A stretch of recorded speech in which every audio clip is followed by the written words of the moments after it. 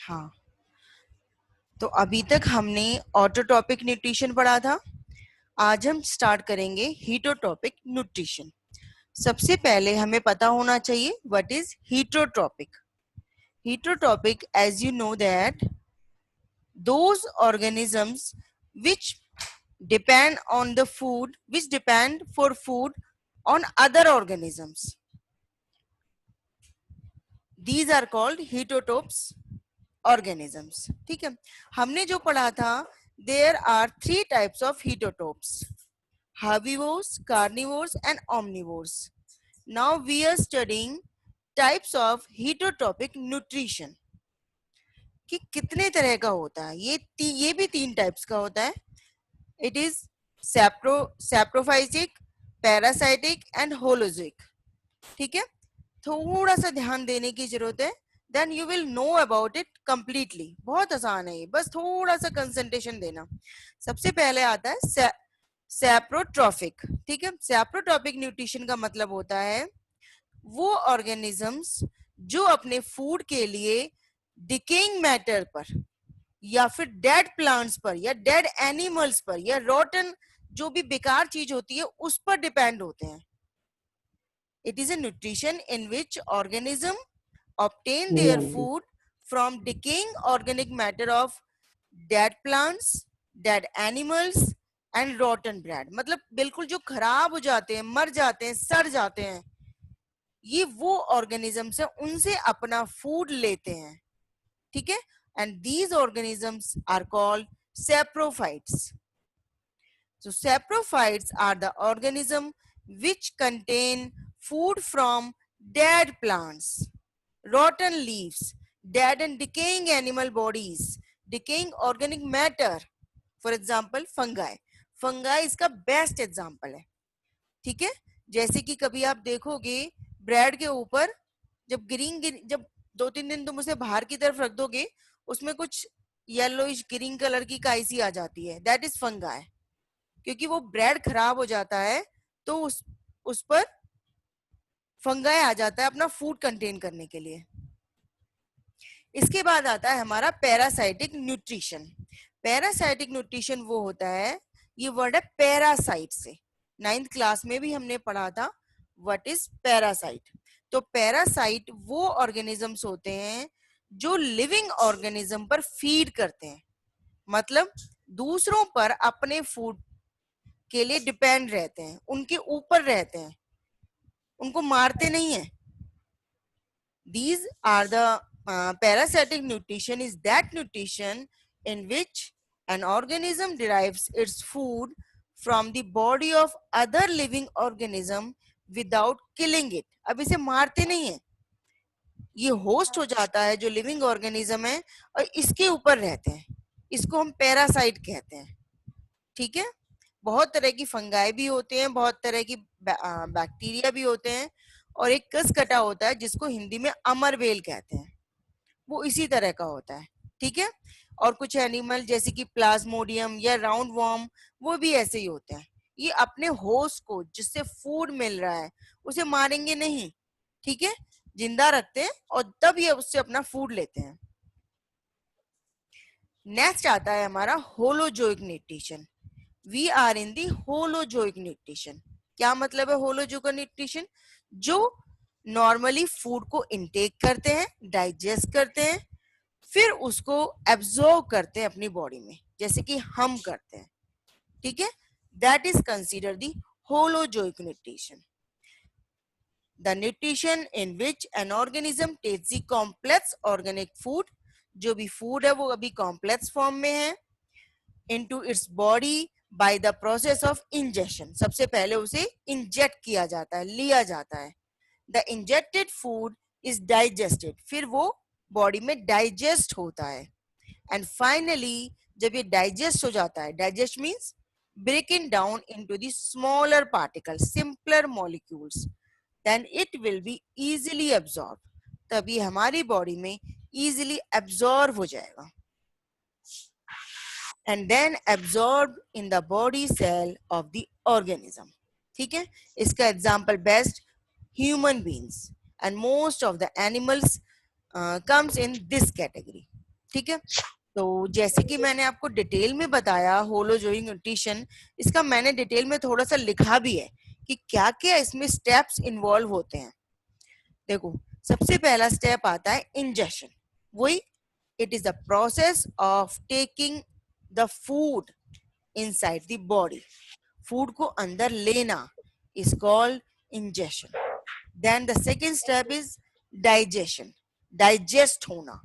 जो फूड है वो अभी कॉम्प्लेक्स फॉर्म में है, उसको सिंपलर मॉलिक्यूल्स या स्मॉलर मॉलिक्यूल्स में ब्रेक करना, ठीक है, जो हमारी बॉडी के द्वारा एब्जॉर्व हो सके, दिस इज कॉल्ड डाइजेशन।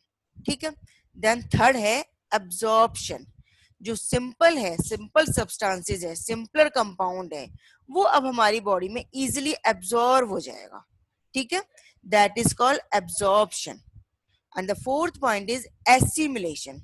अब जब वो एब्जॉर्व हो जाएगा तो क्या करेगा, वो एनर्जी प्रोवाइड करेगा। मेन हमारा फूड लेने का पर्पस क्या होता है, हमारा मेन फूड लेने का पर्पस होता है कि हम एनर्जी ले सकें। एनर्जी किस लिए, जो हमें वेरियस टाइप ऑफ एक्टिविटीज करनी है वो हम कर सकें, ठीक है। तो the main purpose of the taking food so that it give us energy, it give us growth and repair of the tissues and cells, इन सबको रिपेयर भी करें, ठीक है। The process of utilisation of digested food for energy and for growth and repair is called assimilation, ठीक है। ये जो रिपेयर का प्रोसेस है ये हमारी बॉडी में अपने आप ही होता है। सेल टूटती हैं फिर अपने आप से बन जाती हैं, ये नॉर्मल प्रोसेस है, ठीक है। Then egestion. अब हमने फूड एब्जॉर्व कर लिया, डाइजेस्ट कर लिया और इवन हमने एनर्जी भी ले ली, लेकिन जो अनडाइजेस्टेड फूड है, जो वेस्ट मटेरियल है, वो एक जगह जाके इकट्ठा हो जाएगा, तो उसका removal that is called ejection, ठीक है। The process of removing undigested food from the body is called ejection, ठीक है। समझ में आ गया बेटा? हाँ जी। हाँ जी आंटी।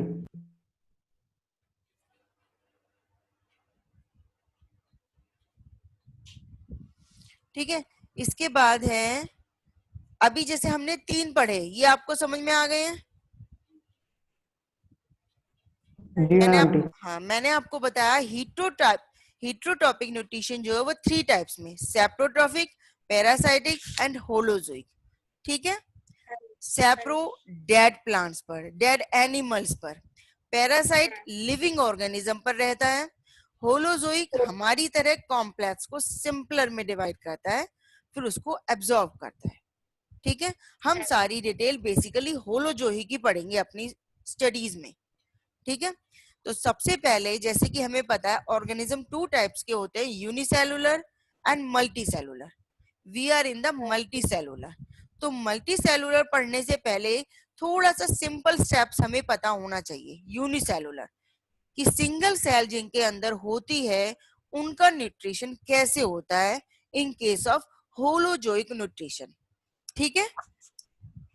हम हमारी ही स्टडी करेंगे लेकिन अभी सिंगल सेल में। तो देखते हैं, this is the nutrition in unicellular organism, ठीक है। तो सबसे पहले जो सिंपल एग्जांपल हम शुरू से ही लेके आते हैं दैट इज अमीबा। अमीबा जो होता है वो यूनिसेलुलर ऑर्गेनिज्म होता है जिसके अंदर सिंगल सेल होती है, ठीक है। वो फूड कैसे लेता है, उसके पास फिंगर लाइक स्ट्रक्चर होता है, ठीक है। उसका स्ट्रक्चर मैं भी आपको दिखाऊंगी। उसके पास टेम्पररी फिंगर लाइक स्ट्रक्चर होता है, प्रोजेक्शन भी कह सकते हैं। वो क्या करता है, जब फूड पार्टिकल उसके पास आता है तो उसको अपनी तरफ खींच लेता है और फूड वैक्यूल बना लेता है। जब फूड वैक्यूल बन जाता है तो उस फूड को ब्रेक कर देते हैं, उस फूड वैक्यूल के अंदर ब्रेक हो गया। ब्रेक का मतलब सिंपलर कंपाउंड में बन गया। सिंपलर कंपाउंड अब इजीली एब्जॉर्ब हो जाएगा अमीबा के द्वारा, फिर वो साइटोप्लाज्म में चला जाता है। साइटोप्लाज्म अब एक एनर्जी का फॉर्म उसने ले लिया, फूड ले लिया, वो डिफरेंट डिफरेंट पार्ट्स में सेंड कर देता है उस फूड को, उस एनर्जी को। इससे क्या हुआ, अमीबा के पूरे पार्ट में एनर्जी आ गई। इस तरह से उसने न्यूट्रिशन लिया, ठीक है। उसके बाद क्या होगा, वही जो वैक्यूल है वो बाहर की तरफ जाएगा, अपना माउथ ओपन करेगा और इजेक्शन कर देगा।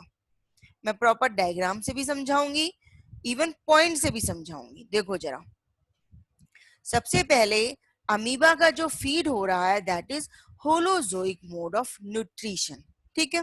सबसे पहले it engulf the food particle using pseudopodia. जो फिंगर लाइक प्रोजेक्शन है उसको हम सूडोपोडिया बोलते हैं, ठीक है।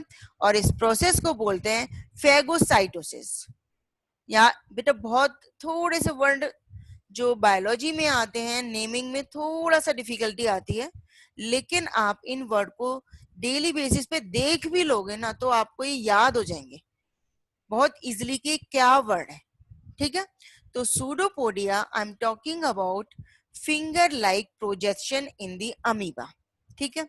जब ये फूड को एंगल्फ कर लेता है, अपनी तरफ ले लेता है, उस प्रोसेस को करते हैं फेगोसाइटोसिस, ठीक है। अब जब फूड एंगल्फ हो गया है तो फूड वैक्यूल में चला जाएगा। वैक्यूल पता है इनका, जो फूड को स्टोर करने की एक जगह होती है, पता है आपको, ठीक है। वहां पर फूड एंक्लोज्ड हो गया। फाइनली जो फूड है वो कॉम्प्लेक्स कंपाउंड है, it will break into simpler compound, ठीक है, as the food vacuole passes through the cytoplasm. अब यहाँ पे डाइजेशन, एब्जॉर्प्शन एंड एसिमिलेशन सब कुछ टेक प्लेस होगा। बेसिकली जो साइटोप्लाज्म है उसमें एसिमिलेशन होता है। एसिमिलेशन मींस जो एनर्जी क्रिएट हो गई है फूड की, वो अब सभी जगह सप्लाई की जाएगी। हमने 9th में साइटोप्लाज्म का डिटेल में पढ़ा था, लेकिन अब इतनी डिटेल जी की आंटी। जरूरत नहीं है, लेकिन उससे आप समझ सकते हो कि उसका मतलब क्या था। अब इसके बाद क्या होता है, वही फूड वैक्यूल बाहर की तरफ अपना माउथ ओपन करता है, ठीक है। तो उससे इजेक्शन हो जाता है। जो भी अनडाइजेस्टेड है या वेस्ट मटेरियल है वो सारा बाहर निकल जाता है, ठीक है। अब हम सबसे पहले डायग्राम देखेंगे, उससे आपको और इजीली समझ में आएगा। ये है अमीबा, ठीक है। ये जो सबसे बाहर की है उसे बोलते हैं हम सेल मेम्ब्रेन। जो ये बड़ा सा सर्कल है दिस इज न्यूक्लियस, ठीक है। दिस इज न्यूक्लियस, ठीक है। और ये छोटे छोटे जो सर्कल हैं बहुत सारे, ठीक है, ये होते हैं हमारे पास वैक्यूल। जब इनके अंदर फूड आ जाता है, जब इनके अंदर फूड आ जाता है तो उसको हम बोलते हैं फूड वैक्यूल। तो ये बड़ा साइज का हो जाता है जब फूड इसके अंदर आ जाता है, ठीक है। और छोटे छोटे का मतलब है कॉन्ट्रेक्टाइल वैक्यूल। जो नॉर्मल वैक्यूल जो है वो ये होता है, ठीक है आंटी। लेकिन फूड आने के बाद ये थोड़ा साइज इसका इंक्रीज हो जाता है, इसलिए इसने दो तरह के वैक्यूल दिखाए हैं, ठीक है। अब ये दिख रही है तुम्हें ये शेप जो अजीब सी फिंगर की तरह, फिंगर लाइक हाँ प्रोजेक्शन, जी आंटी। इसको हम बोलते हैं सूडोपोडिया। This is pseudopodia. देखो अब लिखा हुआ है सूडोपोडिया, यहाँ पे भी सूडोपोडिया। अब जो एक फूड है, एंगल फूड का मतलब फूड पास आ रहा है, ये जो फूड है ये यहाँ पर आता है। अब आगे मैं और पिक्चर दिखाऊंगी, उससे और अच्छी तरह से समझ में आएगा। देखो ये न्यूक्लियस हो गया, ये फूड पार्टिकल है, इसके पास आया तो ये जो फिंगर लाइक प्रोजेक्शन है दिस इज सूडोपोडिया। इसने फूड को अपनी तरफ अट्रैक्ट कर लिया, अपनी तरफ अट्रैक्ट कर लिया, वहीं पर ये फूड वैक्यूल बना लेता है। देखो ये फूड वैक्यूल बन गया, फूड इसके अंदर है, ठीक है। अब ये जो फूड वैक्यूल बन गया, यही फूड अंदर इसके सिंपलर सब्सटेंस में ब्रेक होगा, धीरे धीरे ये ब्रेक होगा। ब्रेक होने के बाद जो साइटोप्लाज्म है उसके पास जाएगा फूड, वही फूड सभी चारों तरफ सप्लाई किया जाएगा, पूरी अमीबा में सप्लाई किया जाएगा। ये थर्ड और फोर्थ वही प्रोसेस है। उसके बाद जब एब्जॉर्ब हो जाएगा तो वेस्ट मटेरियल बचेगा वैक्यूल के अंदर, वो वैक्यूल अपना बाहर की तरफ माउथ ओपन करेगा और सारा इजेक्शन कर देगा। ये 5th स्टेप में हमने ये दिखाया है। आया बेटा समझ? जी आंटी। लवण्य आपकी आवाज नहीं आ रही बेटा। हाँ जी मैम। ठीक है, तो इसमें सारे स्टेप्स आ गए, injection, digestion, absorption, assimilation and ejection. ठीक है,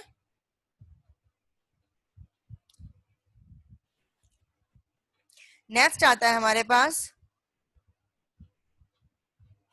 पैरामीशियम। ठीक है, वो भी हम करेंगे, लेकिन उससे पहले मैंने थोड़ा इंजेक्शन का शॉर्ट फॉर्म भी लिखी है। देखो, इंजेक्शन होता है, सॉरी, इंजेक्शन होता है हमारे पास इनटेक ऑफ फूड।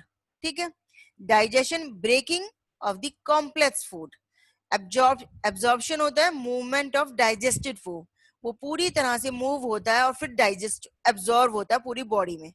इसके बाद एसिमिलेशन, यूटिलाइजेशन ऑफ फूड, कैसे कि एनर्जी की फॉर्म में कन्वर्ट होना। उसके बाद इजेक्शन, रिमूवल ऑफ वेस्ट। ठीक है, इस डायग्राम से भी इजीली याद हो सकता है। इसके बाद आता है हमारे पास न्यूट्रिशन इन पैरामीशियम। ठीक है, तो सबसे पहले जैसे कि हमने अभी अमीबा के बारे में पढ़ा, उसी तरह से इसके बारे में पढ़ेंगे। ठीक है, ये भी होलोजोइक न्यूट्रिशन कंटेन करता है। इसके अंदर सीलिया होते हैं, सीलिया हेयर्स होते हैं, बहुत सारे हेयर्स लगे होते हैं इसके चारों तरफ, जो फूड को एंगल्फ करने में, लेने में हेल्प करते हैं। ठीक है, देखो अभी मैं आपको दिखाती हूँ डायग्राम इसका। ठीक है, ये है पैरामीशियम, इसमें ये दिख रहे हैं आपको बाहर की तरफ हेयर लाइक, ये जो हाँ है जी। ये है सीलिया, हेयर लाइक, हेयर की तरह प्रोजेक्शंस होते हैं, इनको सीलिया बोलते हैं। ये फूड को अंदर ले जाने में हेल्प करते हैं। ठीक है, अब फूड जब इसके अंदर चला जाता है तो वही फूड वैक्यूल बना लेता है। ठीक है, फिर ये साइटोप्लाज्म में मूव करता है। ठीक है, इस प्रोसेस को कहते हैं साइक्लोसिस। फिर जो फूड है, जो डाइजेस्टेड फूड है, वैक्यूल में, वैक्यूल में जो हमारा फूड कॉम्प्लेक्स से सिंपल में ब्रेक हो गया, फिर वो साइटोप्लाज्म के द्वारा एब्जॉर्ब हो जाएगा। वही एब्जॉर्ब फूड बाकी अदर पार्ट्स में डिस्ट्रीब्यूट हो जाएगा। जो अनडाइजेस्टेड फूड है वो टाइनी पोर्स के द्वारा बाहर निकल जाएगा, उसको हम कहते हैं इसमें एनल पोर। एनल वर्ड तो आप पता ही होगा, एनल वर्ड, क्योंकि ह्यूमन बीइंग में एनस यूज होता है, वही है ये एनल। ठीक है, ठीक है बेटा। हाँ जी।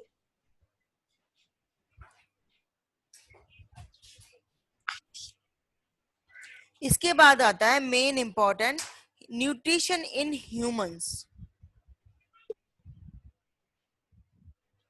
न्यूट्रिशन इन ह्यूमंस, ह्यूमंस जो होते हैं वो ऑमनीवोर्स होते हैं, वो अपने फूड को प्लांट से लेते हैं और एनिमल से लेते हैं। हम्म। निकल, हाँ बेटा, ह्यूमंस जो होते हैं दीज आर ऑमनीवोर्स। ठीक है, they can eat plant based food as well as animal based food. ठीक है, being more complex, humans have a very complicated nutrition system, वो हम डिस्कस करेंगे कैसे कैसे। इसका जो डाइजेस्टिव सिस्टम होता है उसमें एक एलिमेंट्री कैनाल होती है। ठीक है, साथ में डाइजेस्टिव ग्लैंड्स होते हैं जो हमारी बॉडी को नरिश करने के लिए साथ साथ फंक्शन करते हैं।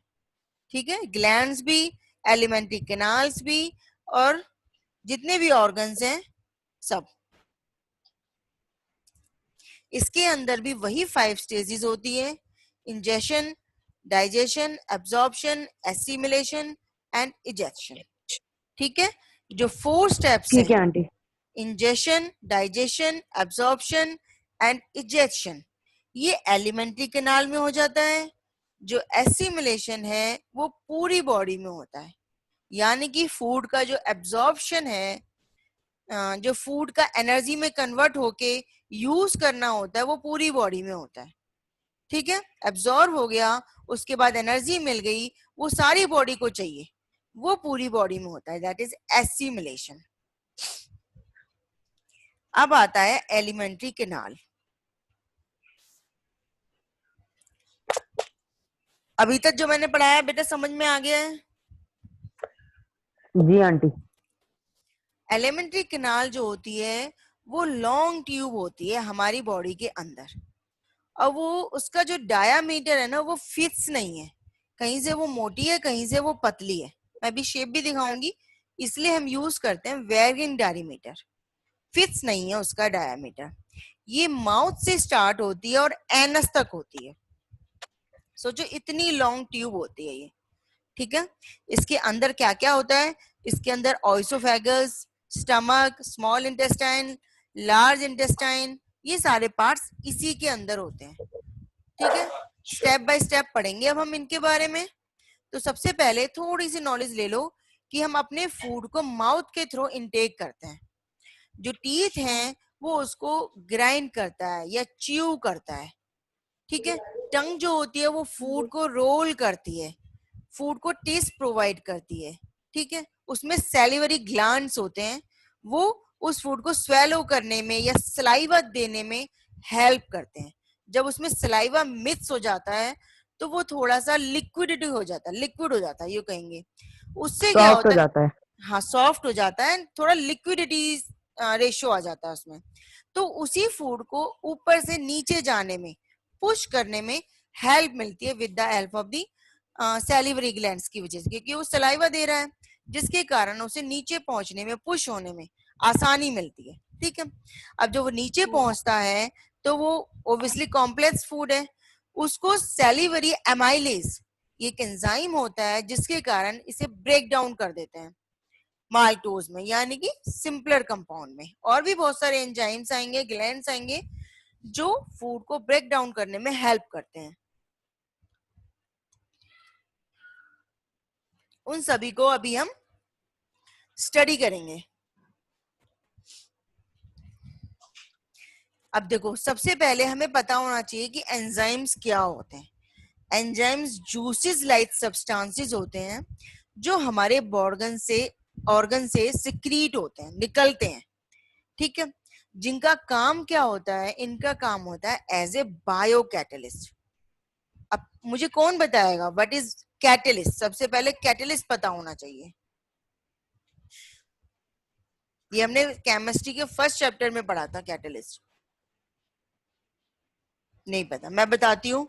कैटलिस्ट क्या है? जो रिएक्शन में इन्वॉल्व होता है, मतलब प्रोडक्ट में नहीं आएगा वो बन के कुछ भी, लेकिन रिएक्शन की स्पीड को इंक्रीज कर देगा।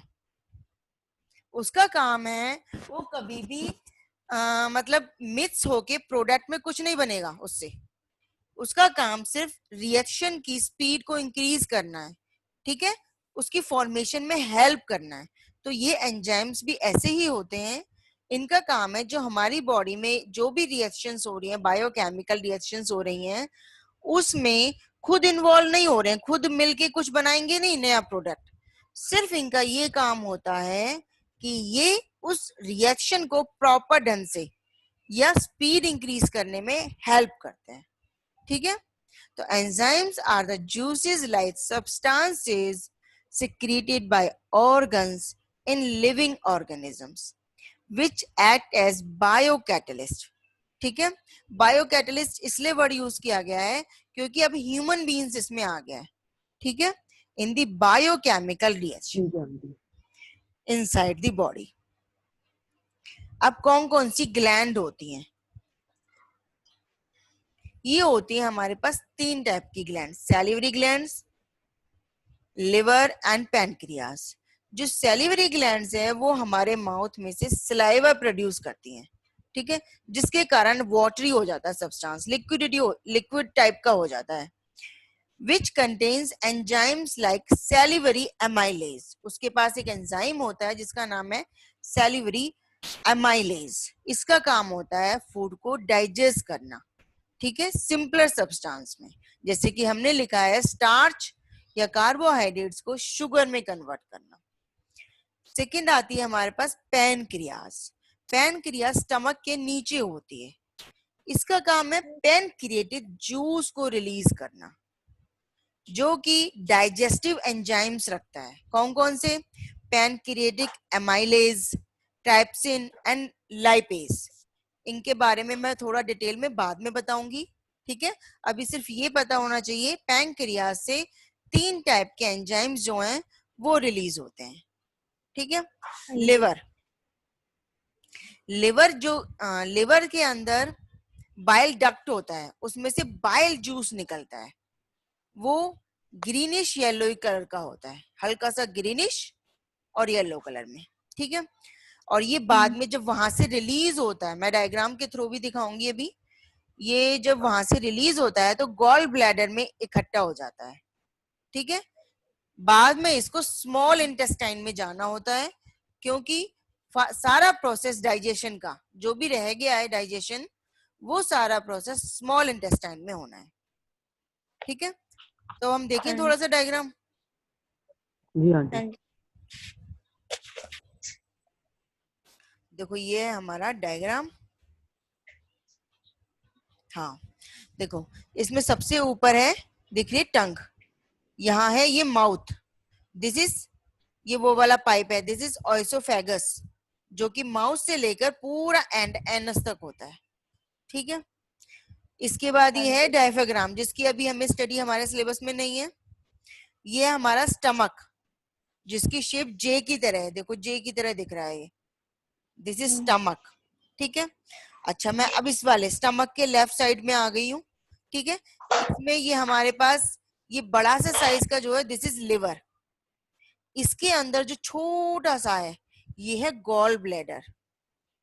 लिवर के अंदर से निकलता है बाइल, ये पतली सी लाइन दिख रही है आपको गॉल ब्लैडर के नीचे, ये होता है यहाँ पे बाइल डक्ट। डक्ट मतलब पाइप, जो बाइल जूस रिलीज करता है लिवर से और इसमें अंदर आ जाता है गॉल ब्लैडर के अंदर, यहाँ पर स्टोर होता है, ठीक है। फाइनली ये यहाँ से हमारे स्मॉल इंटेस्टाइन में जाता है। ये कॉइल लाइक शेप जो है, दिस इज स्मॉल इंटेस्टाइन। इसका एक जोड़ पीछे से भी है जो हमें दिखाया नहीं गया है इस पिक्चर में, क्योंकि this is only 2 dimensional picture, ठीक है। अच्छा देखो, ये हमारा हो गया स्टमक, इसके नीचे होता है पैनक्रियाज। आ रहा है बेटा समझ? हाँ जी आंटी। ठीक है। ये coil like structure small intestine, finally digestion of the food जो होता है वो स्मॉल इंटेस्टाइन में होता है, ठीक है। इसके बाद ये जो इसका आउटर पार्ट है, this is large intestine. Small के जो बाहर है ये हमारी large intestine, this is large intestine, और ये है हमारा एनस, ठीक है। एक ये पार्ट होता है अपेंडिक्स। अपेंडिक्स एक्चुअल में अब तो आता ही नहीं है, इट जस्ट एक अनइम्पोर्टेंट पार्ट होता है, ठीक है। इसीलिए अभी हमारी बॉडी में मतलब होता ही नहीं है, पहले कभी होता था और इसका साइज यदि इंक्रीज हो जाता था तो ये प्रॉब्लम करता था बॉडी में, स्टमक में पेन करता था, तो बाद में डॉक्टर इसको काट काट देते थे इस प्रॉब्लम को सॉल्व करने के लिए, क्योंकि इसका वैसे कुछ काम नहीं होता। एक्चुअल में इसका मेन काम क्या होता है, ये इस तरह ऐसे फूड को डाइजेस्ट करता है जो हमारी बॉडी में मतलब इजीली डाइजेस्ट नहीं होते किसी और चीज के द्वारा, लेकिन अपेंडिक्स उसको डाइजेस्ट कर देता था। अब हम ऐसा फूड नहीं खाते हैं, अब हमारा जो फूड स्ट्रक्चर है वो चेंज हो गया है।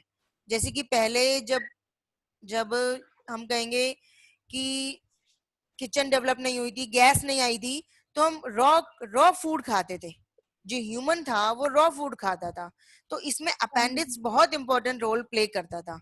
लेकिन अब इसका पार्ट खत्म हो चुका है, ठीक है ना, अब हम रॉ फूड नहीं खाते हैं, ठीक है, अब हम पकाया हुआ खाना खाते हैं, ठीक है।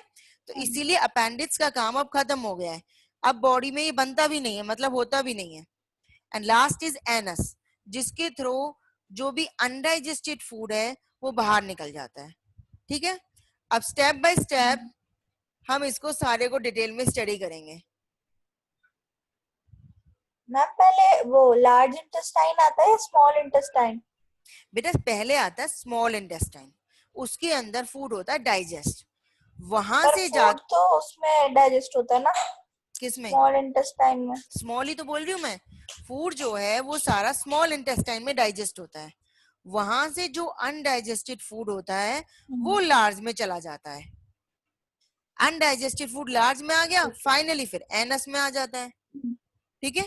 शायद बुक में एक रेक्टम भी होता है एनस के ऊपर, बुक में दे रखा होगा रेक्टम, वो एनस के जस्ट ऊपर का हिस्सा है जहां सॉलिड सारा इकट्ठा हो गया है लार्ज इंटेस्टाइन से आके। जो भी वेस्ट मटेरियल है in the form of solid वो सारा रेक्टम में आके कलेक्ट हो जाता है और फाइनली एनस के थ्रू आउट हो जाता है। ओके बेटा, हाँ जी दे हाँ जी बहुत बुकों में दे रखा है, उसका कोई ऐसा इंपॉर्टेंट रोल नहीं है, मतलब वैसे तो रोल है, मतलब स्टडी बेसिस कह रही हूँ, उसकी डिटेल स्टडी हमारे में नहीं है, इसलिए मैंने बता दिया, पता होना चाहिए आप लोगों को। ठीक है, तो स्टेप बाय स्टेप्स करते हैं। जैसे कि मैंने बताया mouth, it's process is intake of whole food, food को ले लिया। सेकंड इज टीथ, उसको च्यू करना, फूड को ग्राइंड करना। ठीक है, टंग का काम होता है फूड को रोल करना, टेस्ट डेवलप करना, स्वेलो करना। सैलिवरी ग्लैंड्स इसी में होती हैं। ठीक है, उससे सलाइवा निकलता है, एक म्यूकस होता है, म्यूकस होता है sticky substance just like a gelatin material, थोड़ा चिपचिपा सा होता है ये, जो कि हमारी टंग की लाइनिंग पर होता है। ठीक है, या कह लो गले में, माउथ में, इन सबका आपस में अटैचमेंट है इस तरह से। ठीक है, तो वहां से ये म्यूकस रिलीज होता है।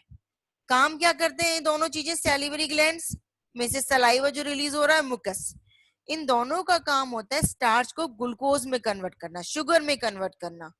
ठीक है, सिंपलर कंपाउंड में कन्वर्ट करना with the help of salivary amylase. ये वो एंजाइम्स है जो हमें सलाइवा से मिलता है। ठीक है बेटा, हाँ जी जी आंटी। इसके बाद आ रहा था हमारा ऑइसोफेगस।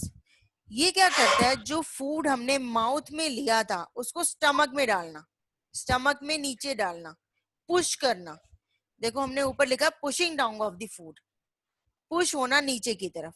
एक्चुअल में जो ऑइसोफेगस है इसकी जो वॉल होती है, ठीक है, इसमें क्या होता है, इसमें एक्सपेंशन और कॉन्ट्रैक्शन होते हैं। मैं अभी आपको डायग्राम दिखाती हूँ।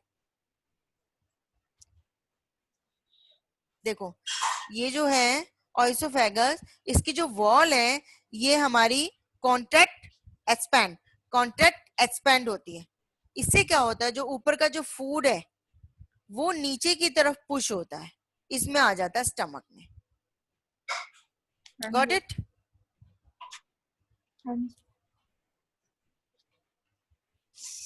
ठीक है, अब हमारा, अच्छा, इस मूवमेंट को जिसको हम कह रहे हैं कॉन्ट्रैक्शन एंड एक्सपेंशन, इसको हम बोलते हैं पेरिस्टैल्टिक मूवमेंट। ठीक है बेटा, ये इंपॉर्टेंट नाम है, समटाइम ये पूछ लिया जाता है, ये आपको याद होना चाहिए। इसके बाद फूड जो हमारा स्टमक में आ गया है वो सिक्रीट करता है या कहेंगे प्रोवाइड करता है गैस्ट्रिक जूसेस। गैस्ट्रिक ग्लैंड होती है, उसके कारण गैस्ट्रिक जूस प्रोवाइड करता है हमारा स्टमक। क्या क्या देता है, पेप्सिन, एचसीएल एंड म्यूकस, ये तीन चीजें वो प्रोवाइड करता है।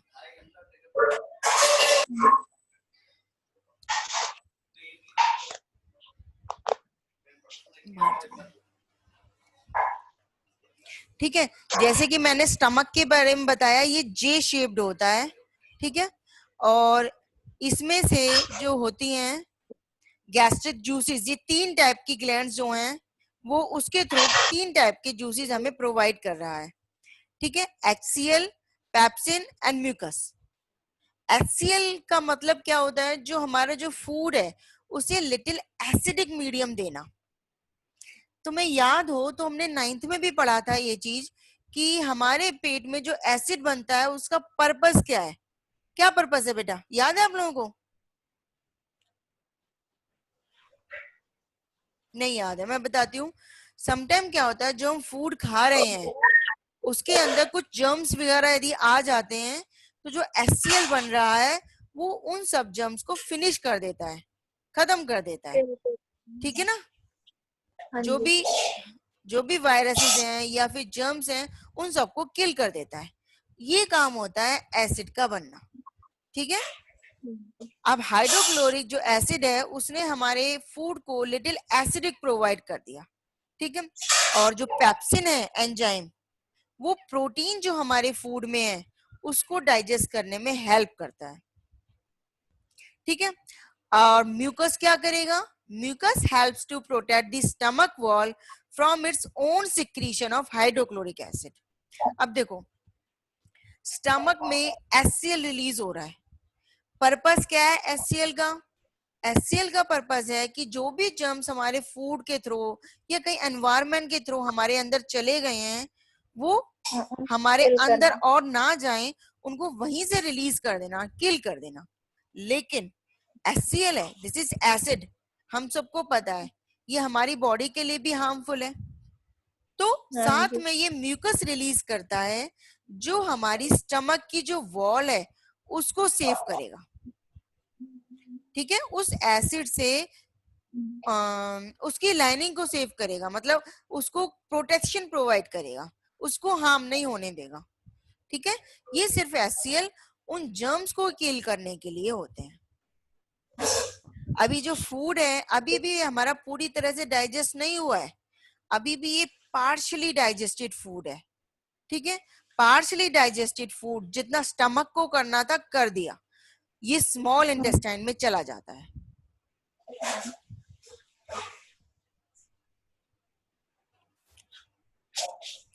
अब आता है स्मॉल इंटेस्टाइन, ठीक है। स्मॉल इंटेस्टाइन जो होता है बेटा, इसको ना मैंने 2 पार्ट्स में लिखा है स्मॉल इंटेस्टाइन के बारे में। एक तो बहुत शॉर्ट फॉर्म में लिखा है, शॉर्ट फॉर्म में मैंने ब्रैकेट डाल डाल के समझाया है, लेकिन और एक मैंने स्मॉल इंटेस्टाइन को थोड़ा बिग फॉर्म में लिखा है, ठीक है। तो मैं समझाऊंगी आपको बिग फॉर्म में ही, आपको जैसे लर्न करना हो आप वैसे लर्न कर लेना, इसलिए मैंने दोनों ऑप्शन में लिखा है, ठीक है। तो मैं समझा आपको थोड़ा बिग फॉर्म में रही हूँ एलोबरेट करके, ताकि आप इजीली समझ सको। हालांकि जो शॉर्ट फॉर्म है वो भी इतना शॉर्ट नहीं है, बट उसमें जो लिखा गया है वहीं पर ब्रैकेट डाल के समझाया गया है, ठीक है। तो स्मॉल इंटेस्टाइन, सबसे पहला क्वेश्चन ये आता है, स्मॉल इंटेस्टाइन वैसे तो बहुत लार्ज होता है ये, even small intestine is a longer than the large intestine, but फिर भी हम इसे स्मॉल कहते हैं। क्या रीजन है भाई इसका? इसका रीजन ये आता है, जो ये बेशक साइज में जो है ये लॉन्गर होता है, इसकी लेंथ आप देखोगे ये लार्ज इंटेस्टाइन से भी लॉन्ग होता है, लेकिन ये थिन होता है, पतला होता है। हमारे डायग्राम में ही देखते हैं हम पहले।